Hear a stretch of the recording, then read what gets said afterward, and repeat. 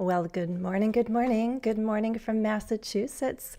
Welcome. It's October 4th. I'm so glad that you joined me. If you're watching the recording, I'm glad that you found the time to take the opportunity to join me. We're going to study for about at least 30 minutes, maybe up to an hour. We'll see how it goes. I always promise a half hour, but I usually go up to about an hour because I enjoy teaching so much, and I'm thankful that I have this opportunity. And today we're going to be focusing on aspects of pronunciation. Before we get into that, let me do a quick check and make sure that you can see me well and hear me well. If you're in the chat, say hi, tell me where you're from, and let me know that you can hear me well and see me well. I'm going to take a look on my laptop.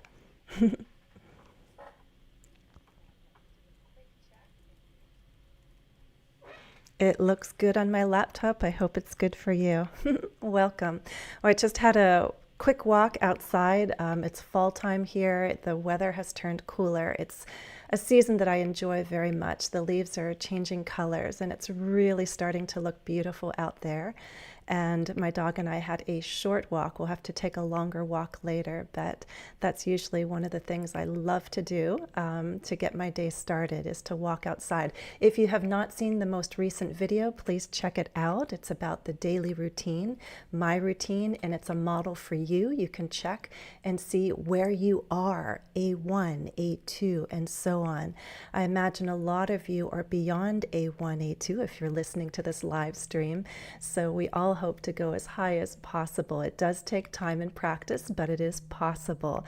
I am still A1 in Spanish. I started in January, and I do what I can each week. I take time to study about 2 times a week for live classes. I also found a tutor recently to help me get additional practice with grammar and speaking.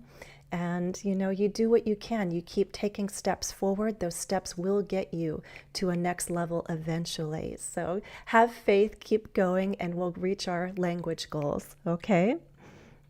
Hey, Manuel is here. I want to say Miss Anita and Abdelaziz Mustafa were the first. Hello, hello.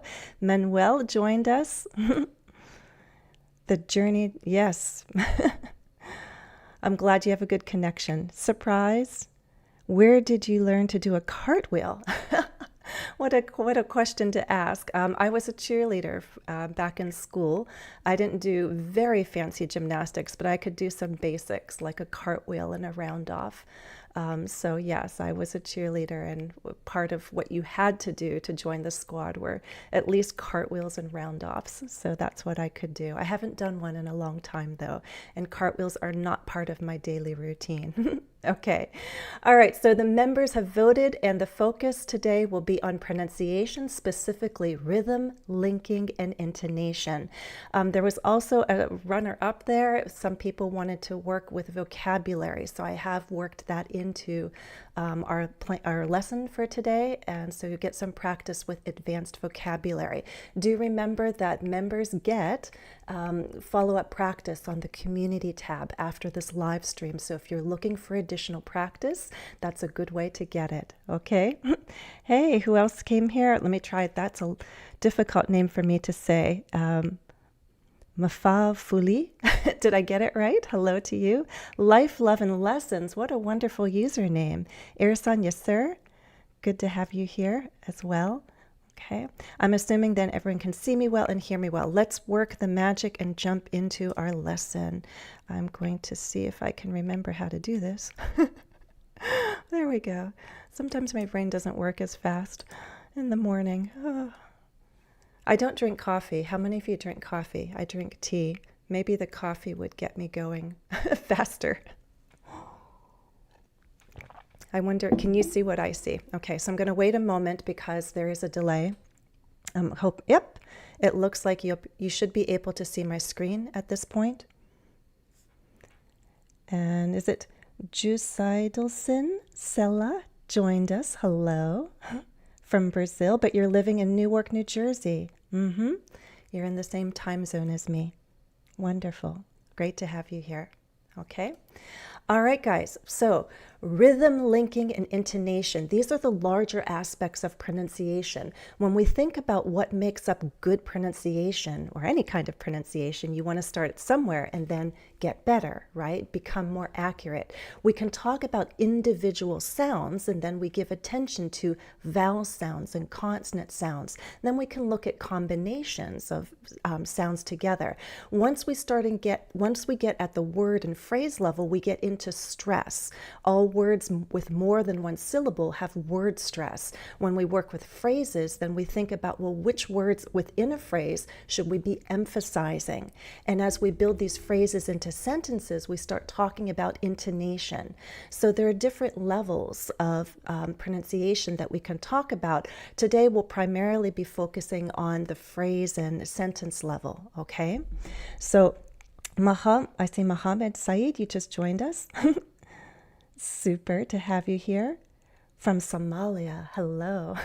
Okay. Well, I know the weather can be different than where you are. Here in Massachusetts, we have 4 seasons. It's fall right now. It's autumn. And the fall weather is just, I find it beautiful. It does turn much colder towards November, but right now it's beautiful. It's just cool enough to enjoy being outdoors with a sweater or a light jacket, and the wind is blowing, not too strong. It's just very pleasant and enjoyable. And the trees are turning colors. We call that fall foliage. It's very beautiful to see the foliage. So another association I have is with pumpkins. So I took this picture at a local farm recently, and I thought it was such a beautiful display. You can see all the different kinds of pumpkins. Let me see if I go a little bit bigger for you. Okay, so we're going to read these first 4 sentences and talk about thought groups. When we speak, when we talk, even when we're reading or when we are just talking and we're thinking aloud as we go, we speak in thought groups. We don't speak in words. We speak in thought groups. And the better handle you have on this concept, the more of a flow you'll have in your speech. To speak smoothly, you want to have awareness of your thought groups, okay? The thought groups are pretty much grammatical units, right? So that's why we've also been working with sentence structure. And most recent live streams, we focused on how we put sentences together. Simple sentences, compound sentences. We know that sentences have a subject and a verb. There's a subject and a predicate. And the way we organize ideas is by putting our ideas together in grammatical units. Okay.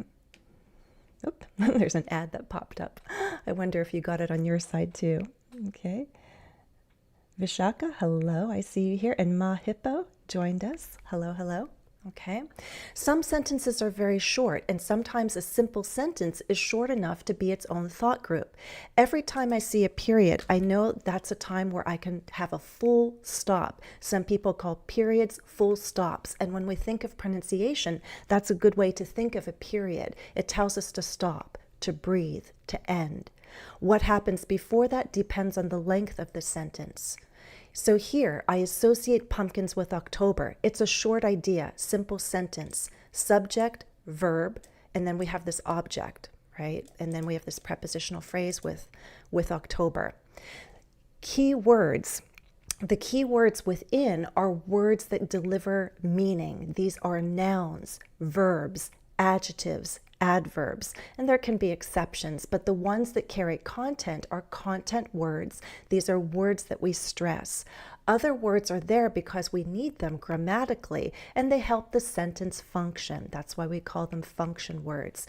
So I see this as one whole thought group, and I would emphasize associate pumpkins and October. They carry meaning. Pronouns and prepositions are not usually stressed. Now, within a long word, there's going to be one syllable with primary stress. And that's what we emphasize. So think about it. Associate. Associate. Bum, bum, bum. It's that second syllable. Associate. Pumpkins. Pumpkins. Bum, bum. You can also clap syllables. Pumpkins. pumpkins, the first one is stressed. If you ever have doubt, you can look in a dictionary and you'll see the pronunciation given to you. Often they separate the word into syllables, and if you look at the transcription, all you have to look for is a little stress mark, and it'll tell you that's the syllable that you stress. So associate pumpkins, and now think about October. Bum, bum, bum. October, right? October. All right. So when you look at sentences, look for the thought groups. If it's a short sentence, it's most likely one thought group. Then look for the words that carry the most meaning. Nouns, verbs, adverbs, and adjectives, generally speaking. So then within longer words, you want to know which syllables are stressed. I associate pumpkins with October. Okay? So try saying that on one single breath. Breathe in and don't break until you get to October. I associate pumpkins with October. If you need to slow it down, you can. I associate pumpkins with October. Even if you go faster, you want to be aware of the content words. Which words are we stressing? I associate pumpkins with October. Okay. Next one, I see a period. It looks to be about of the same length. So most likely, again, we'll have one thought group. They're often used as decorations. Which words will be stressed? Look for verbs, nouns, adjectives, adverbs. And when I say verbs, if it's a verb with two or more parts, meaning helping verbs plus a main verb, we're going to stress the main verb, not the helping verb, or what some people call an auxiliary verb. So you tell me in number 2, what are the content words? What will we stress? Alesma, hi there.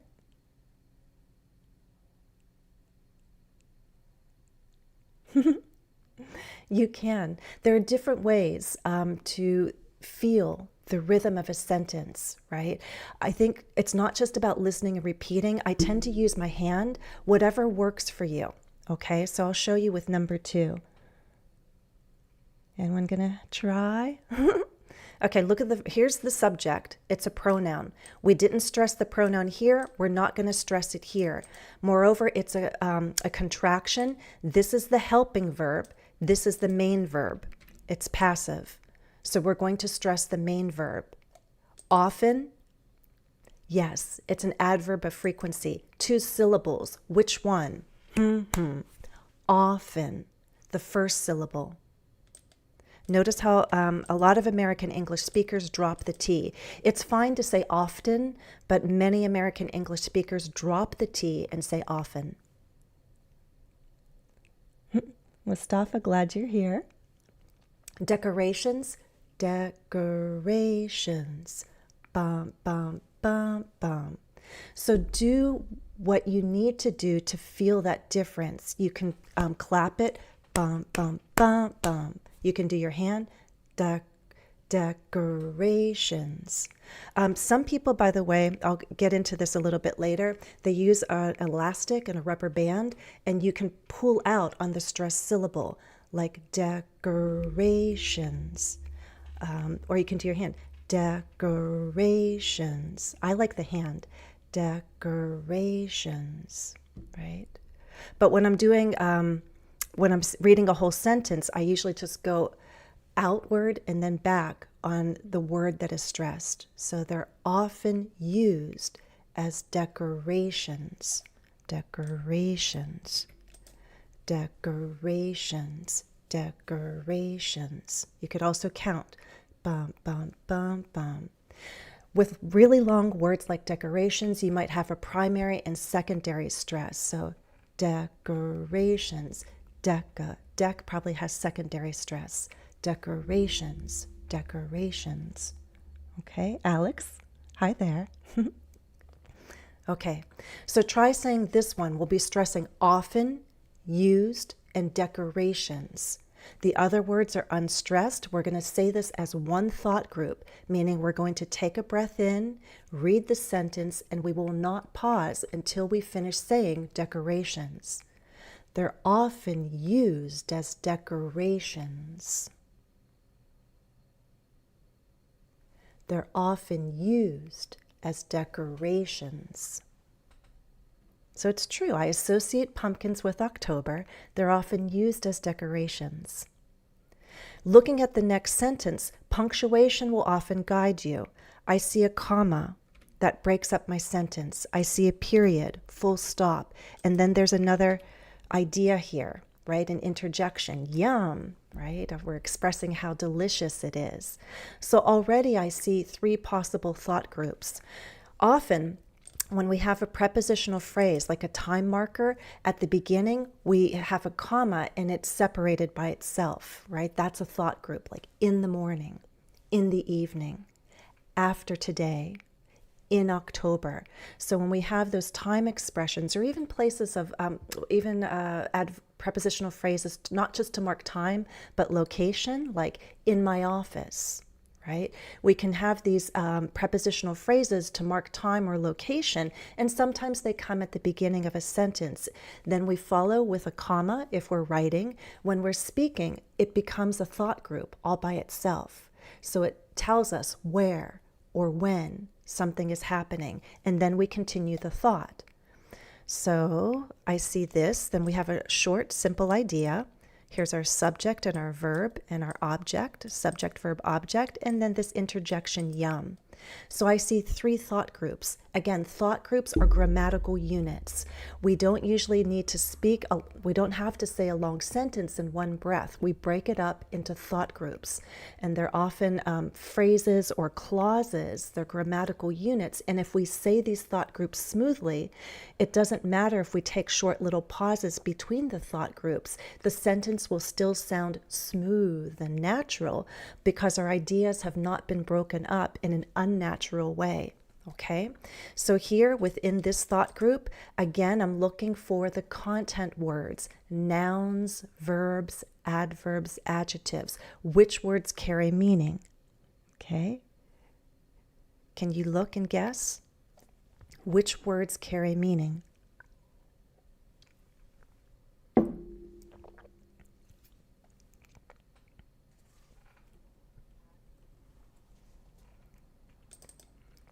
I'd say this time, year. Articles are not usually stressed. We already talked about prepositions not usually being stressed. So prepositions, pronouns, articles, those are little words, function words, and they help us create sentences, and we need them for a sentence to function correctly, but they don't carry enough meaning for us to emphasize when we speak. Okay? Here, any content words? Yes. Hey, Danielle. Abdelaziz? Yes. Okay. Pumpkin is one of them. Guess what? All of them. This is a short sentence. It's all important. Noun, verb. Pumpkin is behaving like an adjective. What kind of bread? Pumpkin bread. As you can see, it's a longer word. So we have how many syllables? Pumpkin, bump, bump, pumpkin, dun, dun, right? We're going to stress pumpkin, the first syllable, pumpkin, pumpkin. And then yum is all by itself, okay? At this time of the year, stores sell pumpkin bread. Yum. Okay, that's somewhat slow, but you get the idea. At this time of the year, stores sell pumpkin bread. Yum. So again, it would sound really weird if I say, at this time of the year, stores sell pumpkin bread. That sounds unnatural. It sounds choppy. It doesn't sound smooth. If I use the natural groupings, these thought groups, the sentence comes out more smoothly. It flows. At this time of the year, stores sell pumpkin bread. Yum. As you study stress and different patterns, then you become aware of even more complex patterns, but first master these. What are the thought groups? What are the content words? Which words do we stress? Be aware of the syllables within a longer word. Which one has that primary stress? Right? One thing to be aware of when you have something like pumpkin bread, we can have a noun describing another noun. This becomes like an adjective. It's a noun modifier. It modifies bread. We do the same thing like with orange. I can talk about like an orange cup, a cup that has the color orange. So an orange cup, and I put more stress on cup. Or I can talk about orange juice with a little more stress on orange because now I'm using orange as a noun modifier. But that's just an example of a more advanced pattern with stress. Right now, what I want everyone to understand is that when we look at sentences, we want to be aware of the thought groups within it. Is it one whole thought group, or can we break it up into thought groups? If we're breaking it up, we're doing it according to the grammatical units. Punctuation will often be our guide. So if you follow the thought groups, you'll pause in natural places and your sentences will flow better.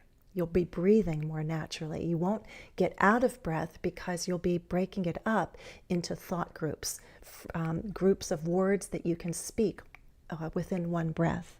Okay? Good. All right, last one. Take a look. What do your eyes see? Look at the punctuation. Okay, automatically put that full stop. Use 2 slashes to signal we're going to stop there. But what do you see before that? Commas are a guide. When you do oral reading. When you do your oral reading, after you have this exercise, you can look at a blog, you can look in a book, just look at some written text and you'll be able to mark it up yourself with the thought groups. And you can practice reading just a few sentences aloud. And if you record yourself after marking up the text, chances are you'll hear a better oral reading. So you could even experiment by taking something and just reading it straight out, then mark it up. Mark the thought groups, mark the stressed words, read again and compare, and you'll probably have a better, smoother reading. Okay? I'm going to put a slash here because this is not a prepositional phrase. It's an adverb, but it's like a comment on the whole idea. Like, isn't this surprising? Surprisingly. And then I have more commas. They come in what? In 3 different aspects. When we have a list, even if it's a single word, we usually break up each element, each part, like A, B, and C. 1, 2, and 3. Okay, so I'm going to make each aspect, each quality, its own thought group. Surprisingly, pumpkins come in different colors, shapes, and sizes. And that's where I get to breathe. Okay? What are we going to stress? Look for adverbs, nouns, adjectives. What carries meaning? Noun, verbs, adverbs, adjectives. Surprisingly, bum, bum, bum, bum. Surprisingly, surprise, right there. Surprisingly, pumpkins, we know, has the first syllable stressed. Come. Different. We say that with 2 syllables. Different, different. Colors, colors, shapes, sizes. Okay. I actually don't know if I don't know if I got that one correctly. Do we say sizes? I'm going to put it like that. Hey, Stunning Lad 1 is here. Okay. So listen to how this one is read. I'll first read it slowly, then I'll go faster. Surprisingly, pumpkins come in different colors, shapes, and sizes. A little faster.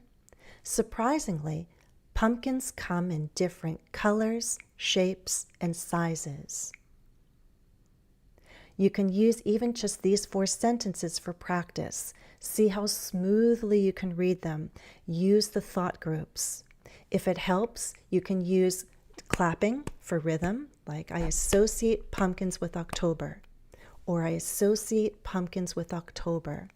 I like the hand to remind us that there are syllables that we stress. I associate pumpkins with October. They're often used as decorations. At this time of the year, stores sell pumpkin bread. Yum. Surprisingly, pumpkins come in different colors, shapes, and sizes. Okay? So again, part of the rhythm is created once we understand the thought groups. And within a thought group, we identify the content words, the words that carry meaning, usually nouns, verbs, adverbs, and adjectives. Within the longer words, we need to have awareness of which syllables receive stress.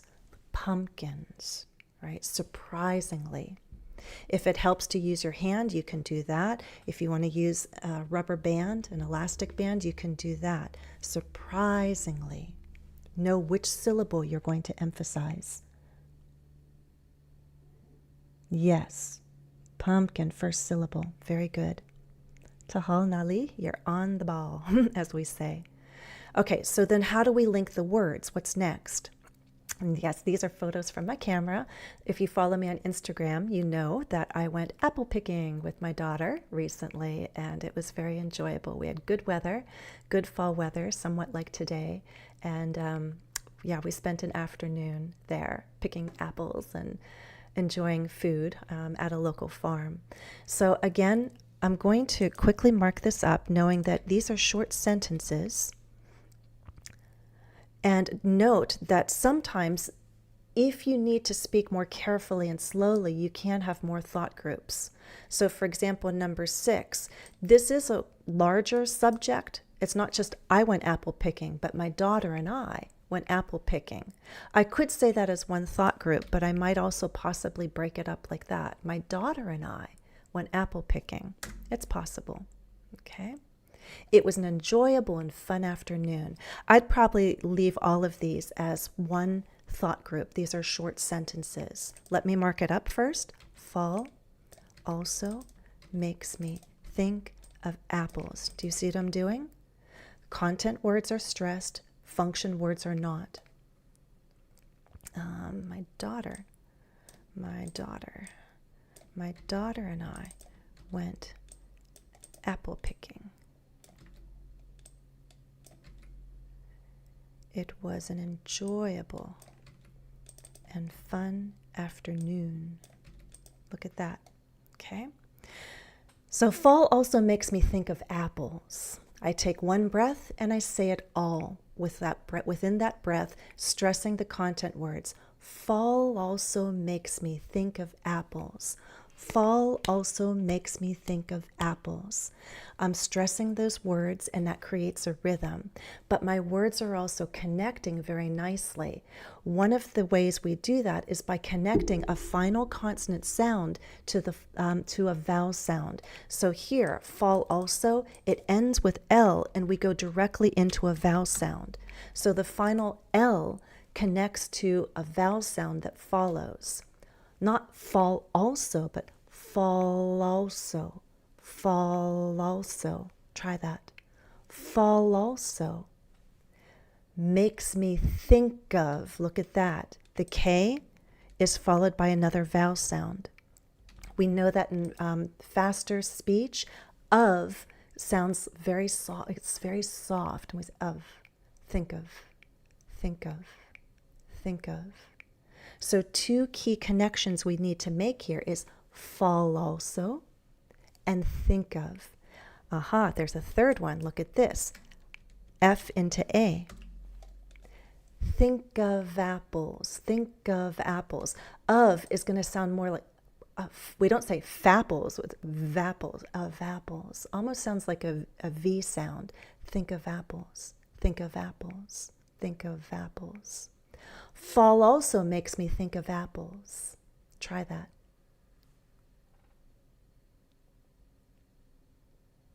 Fiston Is it Kabangeli? Hello, hello. Okay. Look at the sentence 2.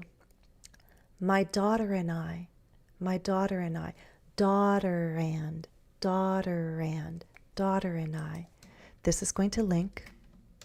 You know, in everyday English, and especially more relaxed speech, we don't say and with that final D. You'll hear more of an N. The D is not pronounced. So I often say, my daughter and I, daughter and I. It sounds like I'm taking the D off. So I'll strike that out. Okay. And as a result, I'm going to link all of this. Whoopsies. Okay. My daughter and I, my daughter and I, my daughter and I. Try that. Went apple picking, went apple picking. My daughter and I went apple picking. Went apple, went apple, went apple, went apple picking. Hear it? I'm linking. My daughter and I went apple picking. My daughter and I went apple picking. So one of the connections that we're trying to make here is from a final consonant sound into the next vowel sound. Here was an enjoyable. Look at that. The first content word is enjoyable. It was an enjoyable. Bum, bum, bum, bum, bum, bum. A lot of function words before we get to the first content word. But I'm going to link it was an. And not and, but in, because it's not stressed, it becomes reduced. Instead of using a short A, an is going to sound more like in. It wasn't. It wasn't. It wasn't enjoyable. Wasn't. And then here's another final consonant into a vowel. Look at that. It wasn't an enjoyable. It wasn't enjoyable. It wasn't enjoyable. Try to link all of that. If you need to slow it down, slow it down. One mistake is people thinking, oh, I need to go fast. If you pressure yourself and go too fast, you'll lose your comfort and you'll lose your control of articulation. So if you need to slow down, do so, because you need to be able to link words, but not lose the quality so that it's not comprehensible. Right? So you'd still need to speak clearly enough to be understood. It's not all garbled, although that's a common complaint I hear is when people watch TV or movies. They say that people speak so fast that it doesn't sound very clear and it's hard to catch the sounds. It's true, because there is a lot of linking going on and reduction. And by the way, I'm working on a project, I'm excited, with another teacher, and I'll share some videos in the near future to help you train your ears to hear that kind of reduced speech with a lot of reduction and linking. Okay? Hey, Purple Glimpse is here. Hello, hello. And I see vision. Okay. It was an enjoyable. It was an enjoyable and fun afternoon. And it was an enjoyable and fun. You could possibly go here, an enjoyable and fun, but try it was an enjoyable. I focus more here. This is more important, I think. Fun afternoon, fun afternoon, fun afternoon, fun afternoon. It was an enjoyable and fun afternoon. If you can, you could possibly link here, enjoyable and fun. You could link that. Again, let me read 5, 6, and 7, and I won't go too fast, but fast enough so that it feels natural. But also we're going to take a breath in and then say the whole sentence smoothly with connected words, and we'll finally pause at the end. Fall also makes me think of apples.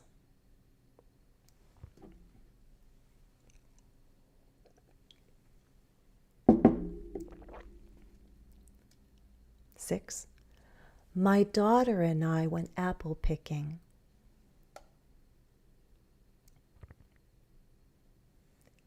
It was an enjoyable and fun afternoon.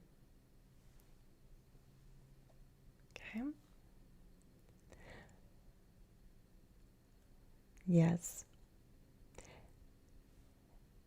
Where do you start? The question is, where do you start? You always start from a beginning, from a beginning place. Don't jump too high. Don't jump too far ahead. So, for example, you think, oh, I just want to speak naturally, smoothly. You can't just jump to that final goal. You have to break it down. So, as you see, even with our goal today, we're breaking it down. We went from thought groups. Within thought groups, do we understand which words we're going to stress?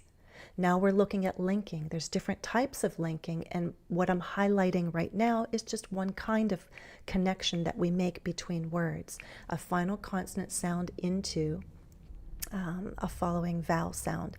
Technically, there are other ways we can link. Within a word, for example, we could have two vowel sounds, oi, enjoya, enjoyable, enjoya, enjoya. I'm using a Y, right? Enjoyable, enjoyable.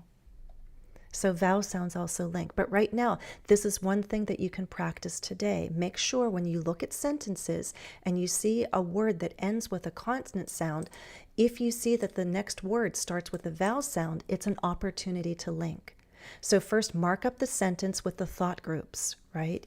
Know that a double slash is your final stop. It's a full stop. You can breathe. You can take short breaths around here, right? Colors, shapes, and sizes if you need to.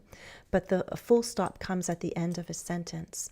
And within thought groups, look for opportunities to link. Okay? Now, what's the difference between stress and intonation? Because we've been stressing content words, and there's this thing called intonation, right? Intonation is like the melody of our speech. We start talking about intonation when we start speaking in longer ideas, primarily sentences, right? I have a whole playlist on intonation. So where do you start there? You start with lesson 1, an introduction, and I'll take you through pattern by pattern, and you can practice. Then there are additional videos on YouTube as well as Instagram to practice those different patterns. My oral reading playlist puts it all together, and I do mark up text, so you'll see the slashes. I don't explain intonation, but if you listen, you can use my model. Now, stress means that within a word that's long, like enjoyable, enjoyable, there are 4 syllables, and one of them gets stressed. I've talked about using your hand to feel that stress. Enjoyable. How about afternoon?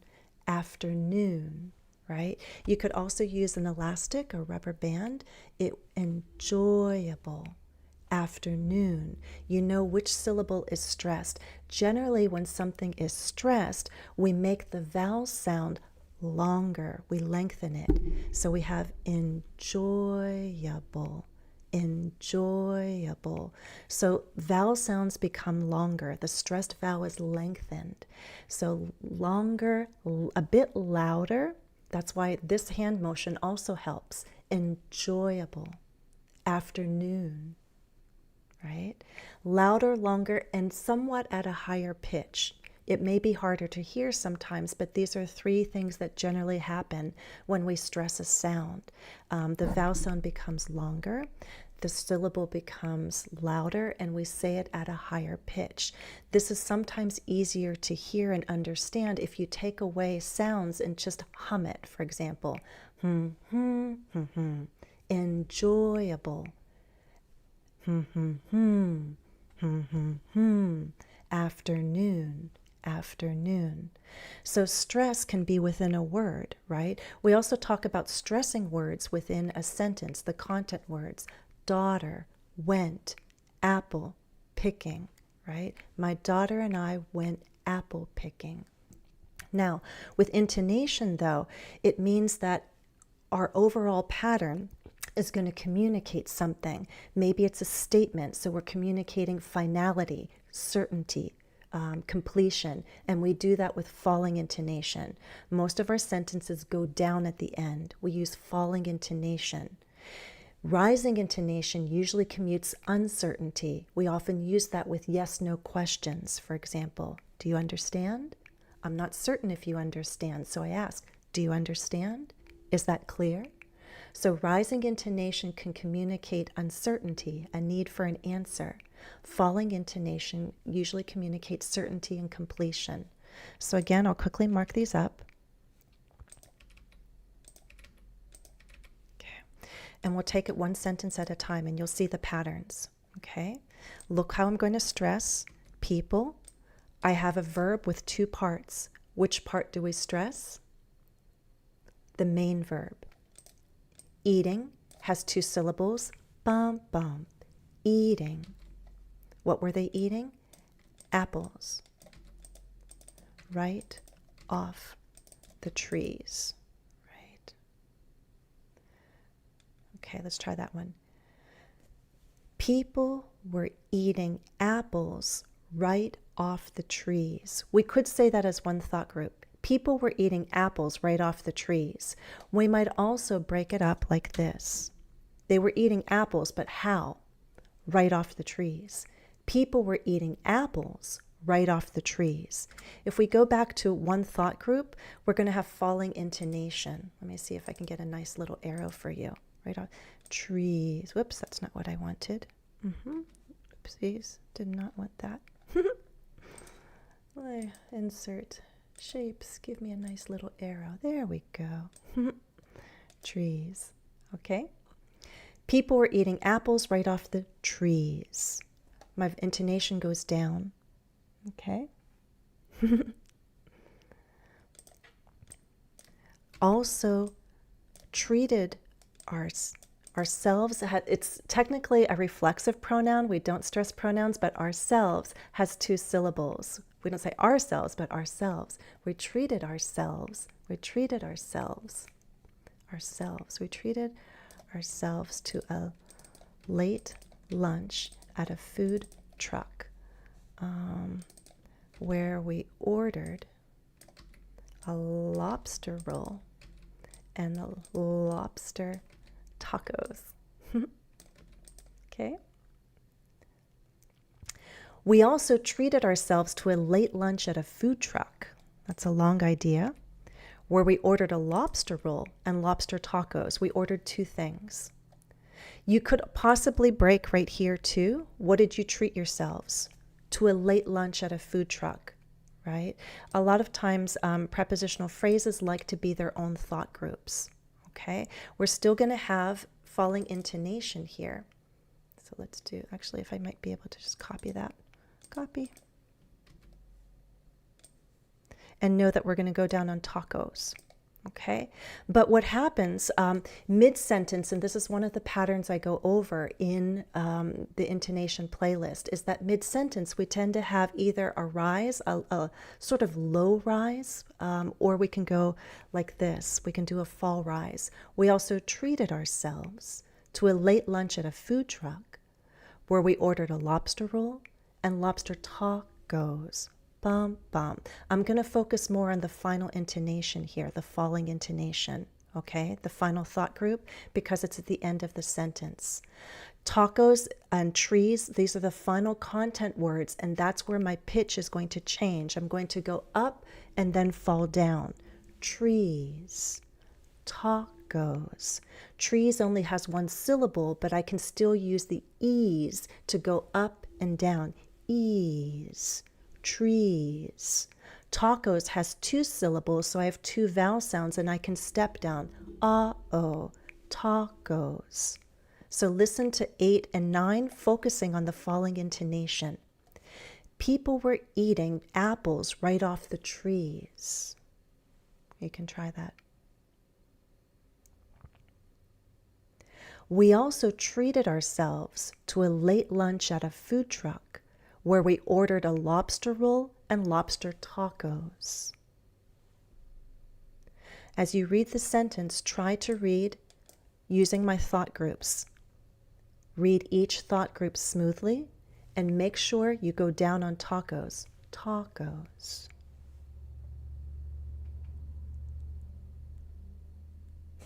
Yes, Manuel, lobster it's a treat. You can't eat lobster every single day. It's expensive. And the food truck was kind of expensive, but it was so delicious. It was very good. They had lobster soup called lobster bisque, lobster rolls, lobster tacos. Okay. Now here we have a question. And I had just said that often questions use rising intonation. Yes, no questions use rising intonation to communicate uncertainty. I need an answer. So I'm going to use rising intonation. Have you ever tried a lobster roll? Lobster roll. Okay. And now, what am I going to stress? Ever, it's an adverb. Tried is the main verb. Warm. Lobster roll. Have you ever tried a warm lobster roll? Just as we go up before we fall, we can go down before we rise. So I'm going to go down a little bit on lobster and continue to rise on roll. Have you ever tried a warm lobster roll?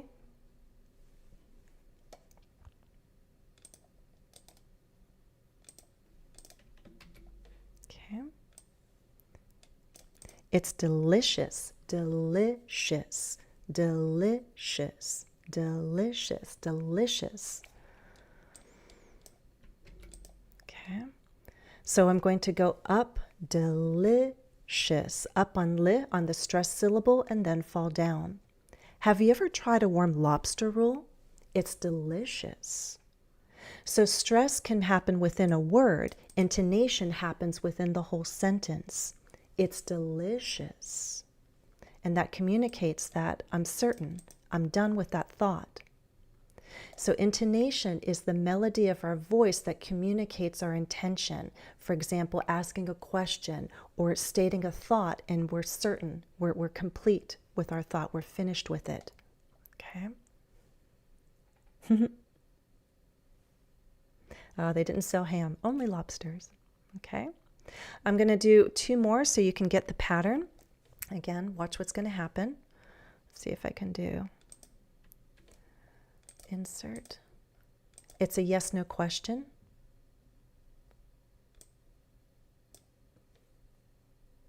And look what I'm doing, and you might guess why.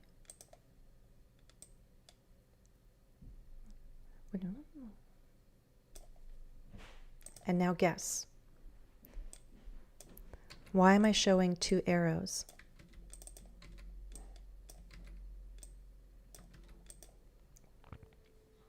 How many thought groups do I have? Look at that. I'm offering a choice. This is not a list of 2 or more things. There are only 2. Option A or B, 1 or 2. So when you have this kind of coordinated pair with an and, or especially here, an or, you go up and down, 1 or 2, A or B. Would you prefer a lobster roll or lobster tacos? Lobster roll or lobster tacos? Tacos still has a stressed syllable in there, but I'm generally going down at the end of my question. I'm going up and then down because I'm asking about 2 options. Would you prefer a lobster roll or lobster tacos? Here, I do have a list, and so this one is going to be separated into 3, right? Tacos, look for the main verb. I said helping verbs are not stressed. We look for the main verb. Prepositions are not stressed, but nouns are.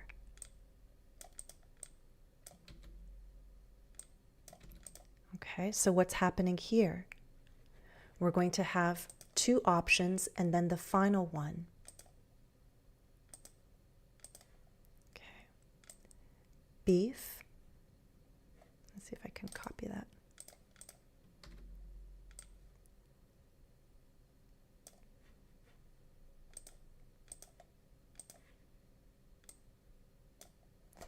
One, 2, or 3. A, B, or C. Beef, chicken, or seafood.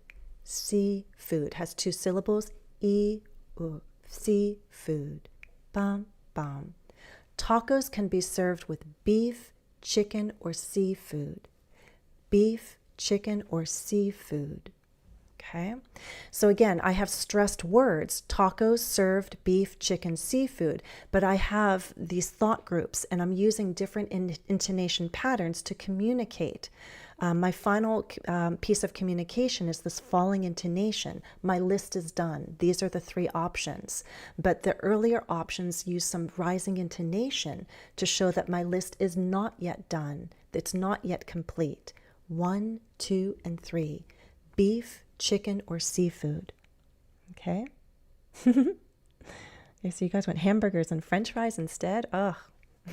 Yes, this is actually not my picture. The other ones are. I should have taken a picture of my lobster roll. Okay? All right, guys, so we have had a look at thought groups, looking back, right? Thought groups. We looked at one specific pattern with linking, consonant into vowel. And I hopefully explained the basic difference between stress and intonation, right? Within thought groups, we have stressed words. Within a long word, we have a stressed syllable. Intonation is a pattern we use within a whole thought, like a sentence. Basically, we use falling and rising intonation. You will need falling intonation at the end of your sentences to communicate that your sentence is done. That is a signal to a speaker that you're done and they can speak. So intonation is very important in communication. We listen to each other's intonation. It communicates intention. Are you looking for an answer? Are you not certain? Intonation can communicate that. So one of our final exercises, we'll see, we have about 10 minutes left. I want to show you what's going to happen. This is partly to work in the vocabulary that people have also asked for today. I have a very short text, and I'm going to read it quickly so you understand it. Then I'm going to have you, as you're reading it, you can throw out some ideas. It's a very basic text. It's very clear, but there are some words that repeat, and it uses common vocabulary. We can try to change some of these words, especially things like nouns, verbs, and adjectives. So look for opportunities to change some of the words and elevate them. We can use higher words, more advanced words. So this is true. I remember something strange that happened in my old house. I think it even happened more than once. From my desk, I could see the stairs. My dog stood at the bottom of the stairs, and while looking up, she barked at something I couldn't see. I wanted to ignore it, but it was too strange to ignore. What did she see? I don't know. It made me think of Hollywood movies where pets saw ghosts, but their owners couldn't. Was that what she saw?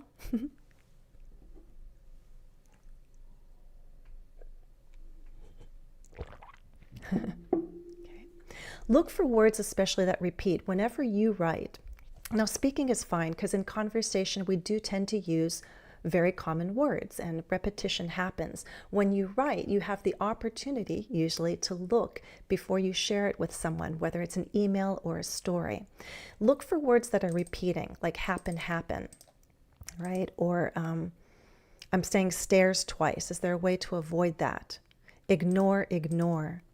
See, saw, right? So some words are repeating here, which means if you are definitely B2, you should be challenging yourself not to have this kind of repetition. Even B1, you might say, I think I know another word for strange. Maybe you could use weird or peculiar, right? So let's throw around some ideas. You can put them in the chat. Remember. You can think, remember. Recall, come to mind. You think about other ways you have to express this idea, and maybe we can reword the sentence in another way. Strange. What's another word for strange? Strange, weird, bizarre, peculiar, mysterious, perhaps. I like bizarre. Happened is going to repeat twice. Can one of them be occur, transpire? Take place could work, right? So watch this. I might say, not I remember something strange, but I recall a bizarre occurrence. Bizarre, I might even do, oops, did I misspell it? I think it takes 2 R's. Oops. Peculiar, how about that? Bizarre, weird, peculiar. That's interesting. I recall a peculiar occurrence in my old house. I think it happened twice.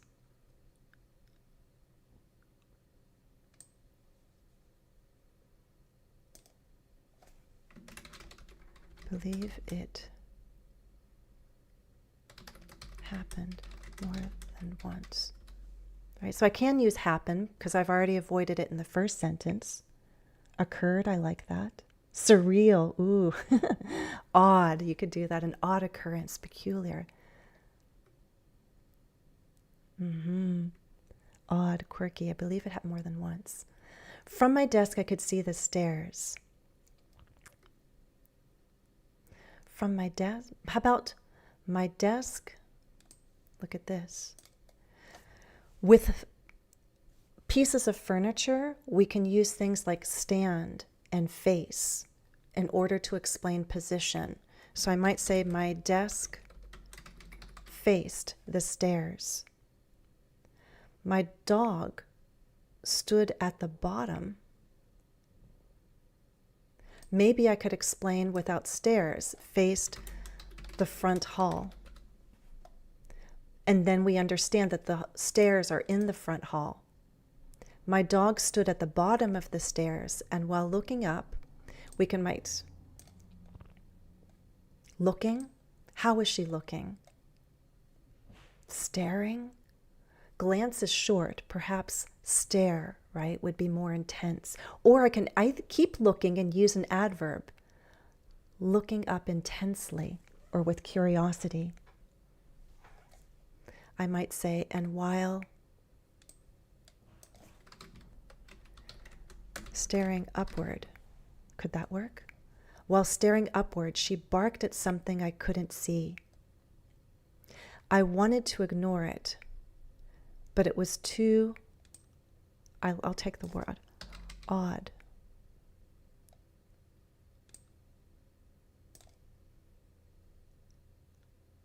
What else did you guys suggest? Gaze. Ooh, I like that. I like gazing. While gazing upward, she barked at something I couldn't see. I wanted to ignore it, but it was too... How about I wanted to dismiss it, right? Like not pay attention to it. Glare would be with anger. If she was angry, I think she was just more on alert. I wanted to dismiss it, but the whole situation was too odd to ignore. What did she see? See, sense, perceive. What did she see? What did she sense? What did she perceive?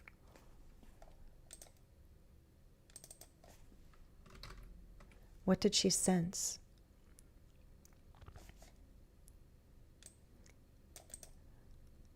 I don't know. I have no clue. I have no clue. Or I have the faintest idea. Manuel, if you're going, we'll see you. It made me think of Hollywood movies where pets saw ghosts, but their owners couldn't. Was that the case? I'm trying to avoid repetition. If we keep one form of see, I try to delete the others. And again, this is just one revision. If we really wanted to polish, we could polish even more. What I'd like to do now, though, is show you how I'm going to mark this up and read it. It's a text that you could practice then too. This will be our final task. I recall a peculiar occurrence in my old house. I believed it happened more than once. My desk faced the front hall. My dog stood at the bottom of the stairs, and while gazing upward, she barked at something I couldn't see. I wanted to dismiss it, but the whole situation was too odd to ignore. What did she sense? I haven't the faintest idea. It made me think of Hollywood movies where pets saw ghosts, but their owners couldn't. Was that the case? Okay. So again, I'll read it once more. This time, now that you see the thought groups, think about which words I'm emphasizing. And here how I'm going down at the ends of my sentences with falling intonation. And this one yes, no question is going to have rising intonation because it doesn't have an answer. It's not complete. I recall a peculiar occurrence in my old house. I believe it happened more than once. My desk faced the front hall. My dog stood at the bottom of the stairs, and while gazing upward, she barked at something I couldn't see. I wanted to dismiss it, but the whole situation was too odd to ignore. What did she sense? I haven't the faintest idea. It made me think of Hollywood movies where pets saw ghosts, but their owners couldn't. Was that the case? I do realize I have saw and see still, so that's an extra challenge of how we'd try to change one of them to another verb. All right. Maybe pets were able to perceive ghosts, something like that. Okay. All right. So we had a look then today at thought groups to help us speak more smoothly, the rhythm within thought groups by stressing content words, the smooth speech by linking final consonant sounds into vowel sounds, and then intonation, specifically falling intonation at the ends of sentences and rising in the intonation to communicate incompletion, specifically with yes-no questions. You'll note that the other question is not a yes-no question, so my voice went down. What did she sense? Okay. Within the thought groups, you can also take the time to mark the content words, the words that we stress. If there are any unfamiliar words, I'd like you to practice using them. Please know that members will get additional practice. There's one task that we didn't get to, but you at least saw a demonstration of moving from basic everyday vocabulary to more academic vocabulary, more advanced vocabulary. I will share an activity with my members, and I'll correct on the community tab if you do that submission. So I'm going to hold off on that. I do want to announce, those of you who are still here in the final few minutes, that was my ghost story. I've been thinking about something we can do at the end of October, because here in the US we celebrate Halloween. And here's a writing challenge. If you would like, you can submit a short text like mine, not longer. My text was under 100 words. And you can tell me about something strange or mysterious you observed. I'll edit and read the most interesting tales on October 31st. Okay, so I think I'll go live because at the end of the month, the 1st and the 31st are back to back, and I can go live on the 31st instead of November 1st. And I thought it would be fun to read your scary, strange, or mysterious tales. It doesn't have to be anything too gory, just something little strange and mysterious. So if you're also interested in another, I will put this actually in the comments after our live stream. There's a ghost story that I shared back in 2018. That was my grandfather's story. So I'll share that one as well. And you can pay attention to how I'm talking. Listen for my thought groups. Listen to my intonation. Think about the words that I'm stressing and how my speech is smooth when I'm linking. But for writing practice, this is your challenge. Submit a short text. I'll choose a couple. We'll see how many get submitted and how many I would have time to read. And I'll share them on October 31st. I think we could have fun doing that. Oh, stunning lad one. Super. Okay. All right, so again, members, check the community tab. I will share an exercise. I'll give you a quick glimpse. Let me first go here. By the way, we're going to be practicing members with these words, and I'll have you practice an exercise and also some sentence writing, okay? So you'll get practice with vocabulary. If you like listening to stories, if you like listening to me read texts, remember one opportunity is through my movie Power Pack. This is one of the links on my YouTube homepage. So if you just go to my YouTube channel and click on links, all the links will open up, and one of them is a free download with MP3 recordings and PDFs, and I focus on 10 movie reviews. I do not share any horror films. That's something for another time. Maybe I will tell you my favorites on October 31st, some of my favorite scary movies. But for now, between now and then, you have the writing challenge and you have this digital download to listen. You can listen and understand how I'm reading. You can mark up the thought groups and you can understand the way my speech works. Why am I emphasizing certain words? Where is my intonation falling and where is it rising?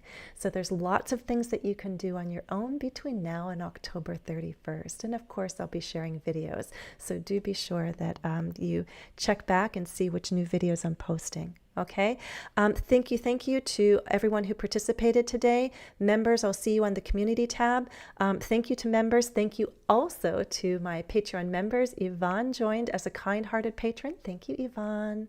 And if you do like having practice with cameras and mics turned on, remember you can do that on Patreon. You need to be B2 or higher. We have 75-minute Zoom classes, pre and post lesson tasks. You get a lot of access to exclusive materials, private messaging. So there are a lot of perks on Patreon. The Patreon members voted for finding synonyms. So we didn't do too much of that today. There will be a lot more of that in October on Patreon. So you can sign up and get the details on Patreon. Okay, I'm going to end here. And thank you for joining me, and I will see you on October 31st, hopefully with some of your strange and mysterious tales to share on Halloween. Okay, thank you. I'm going to do a quick check in the chat and make sure that I've seen all your comments and questions, but thank you all.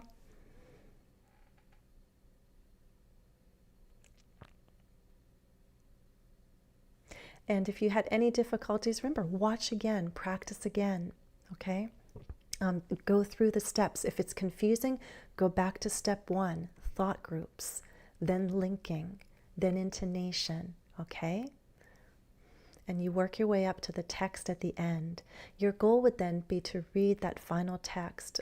It doesn't have to be read quickly, but you want to try to read it smoothly and with the rhythm, the linking, and the intonation. Okay?